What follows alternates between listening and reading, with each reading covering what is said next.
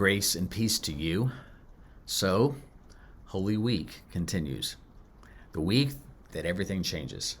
Jesus has entered the city as king, and he's cleansed the temple. Very soon he will inaugurate his new covenant meal with his closest disciples and instruct them on how they are to serve and love each other. He will be arrested, he'll stand trial, be nailed to a cross, and then, in the most somber of words, he will commit his spirit into his Father's hands and declare that it is finished. And in the minds of most everyone around, those for Jesus as well as those against, that will be the end.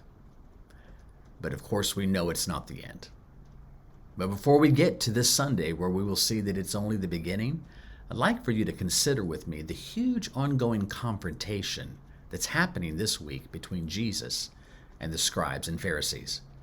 Throughout Jesus' ministry, he had been famous for calling out the hypocrisy of Israel's religious leaders.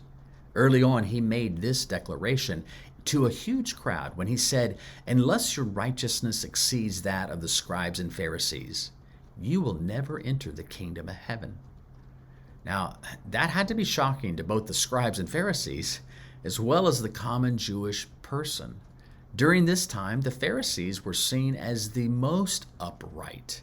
They were the most affluent, which had to indicate that they were upright before God. He would only bless those that were powerful and affluent.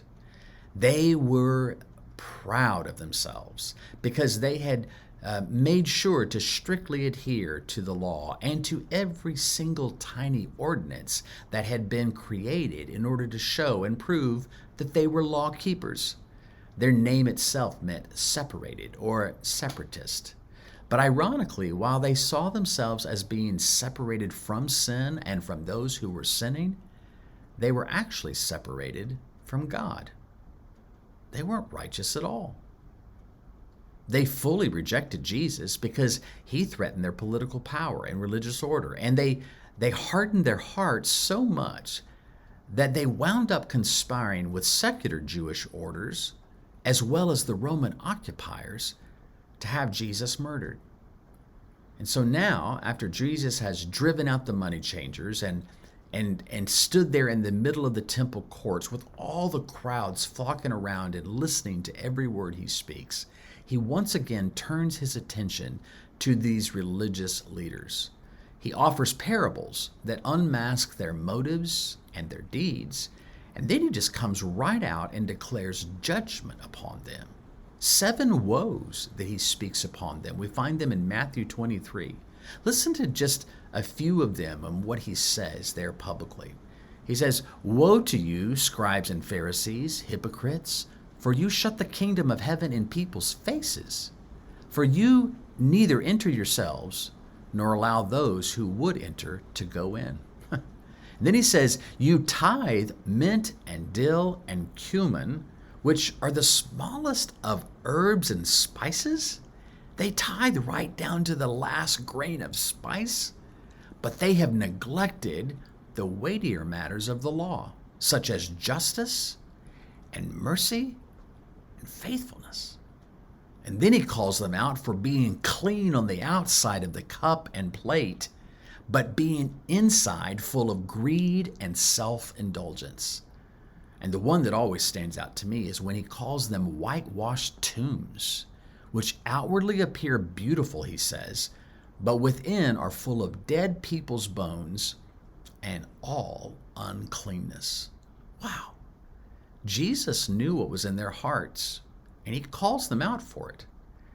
But the thing I have to remember is that Jesus knows what's in my heart too. And he's going to call me out for it as well. Just because we look good on the outside doesn't mean we're righteous or healthy on the inside. So here's my encouragement to us this week. Let's consider not only the darkened hearts of those who killed Jesus, let's consider any darkness we might find in our own hearts. Are we hypocrites? Have we polished ourselves up on the outside, but we're filthy on the inside? For us to be true Jesus followers, We can't live like that and expect that Jesus will be okay with it. We can't simply focus on our appearance or our religious tone or actions and never let Him touch our hearts. Let's examine our own hearts. Let's hear the words of Jesus. Let us ourselves repent where we are not meeting His expectations. And let us choose to love the way He did. The Lord bless you this week.